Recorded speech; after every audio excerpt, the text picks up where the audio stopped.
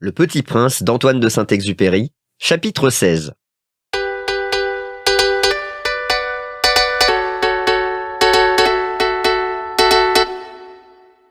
La Terre n'est pas une planète quelconque.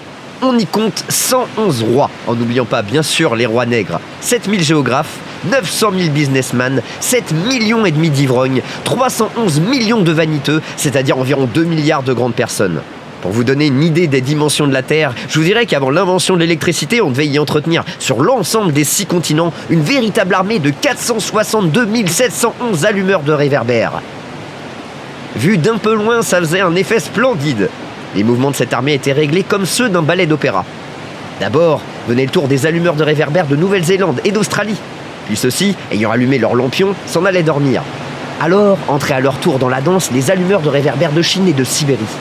Puis eux aussi s'escamotaient dans les coulisses.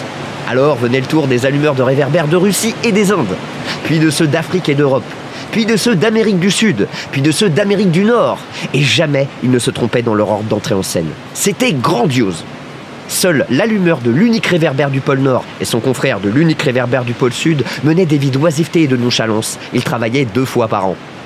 « Je ne puis pas le savoir non plus, » dit le géographe. « Mais vous êtes géographe !»« C'est exact, » dit le géographe. « Mais je ne suis pas explorateur. Je manque absolument d'explorateurs. Ce n'est pas le géographe qui va faire le compte des villes, des fleuves, des montagnes, des mers, des océans et des déserts. Le géographe est trop important pour flâner. Il ne quitte pas son bureau, mais il y reçoit les explorateurs. Il les interroge et il prend en note leurs souvenirs. Et si les souvenirs de l'un d'entre eux lui paraissent intéressants, le géographe fait faire une enquête sur la moralité de l'explorateur. Pourquoi ça ? Parce qu'un explorateur qui mentirait entraînerait des catastrophes dans les livres de géographie. Et aussi un explorateur qui boirait trop. Pourquoi ça ? Fit le Petit Prince. Parce que les ivrognes voient double. Alors le géographe noterait 2 montagnes là où il n'y en a qu'une seule. Je connais quelqu'un, dit le Petit Prince, qui serait mauvais explorateur. C'est possible. Donc, quand la moralité de l'explorateur paraît bonne, on fait une enquête sur sa découverte. On va voir ? Non, c'est trop compliqué. Mais on exige de l'explorateur qu'il fournisse des preuves. S'il s'agit par exemple de la découverte d'une grosse montagne, on exige qu'il leur rapporte de grosses pierres. Le géographe soudain s'émut. Mais toi, tu viens de loin, tu es explorateur, tu vas me décrire ta planète. Et le géographe, ayant ouvert son registre, tailla son crayon. On note d'abord au crayon les récits des explorateurs. On attend pour noter à l'encre que l'explorateur ait fourni des preuves. Alors ? Interrogea le géographe. Oh, chez moi, dit le Petit Prince, ce n'est pas très intéressant. C'est tout petit. J'ai 3 volcans, 2 volcans en activité et 1 volcan éteint. Mais on ne sait jamais. On ne sait jamais, dit le géographe. J'ai aussi une fleur. Nous ne notons pas les fleurs, dit le géographe. Pourquoi ça ? C'est le plus joli.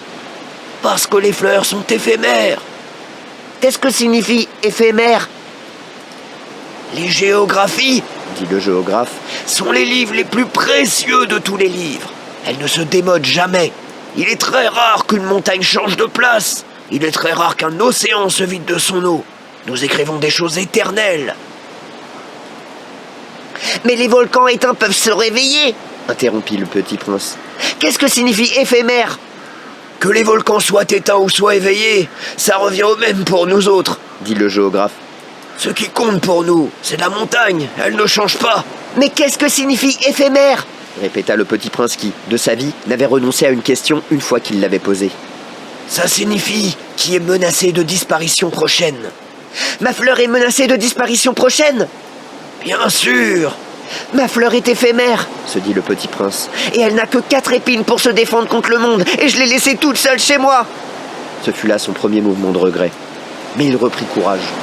Que me conseillez-vous d'aller visiter ? Demanda-t-il. La planète Terre, lui répondit le géographe. Elle a une bonne réputation. Et le Petit Prince s'enfuit, songeant à sa fleur.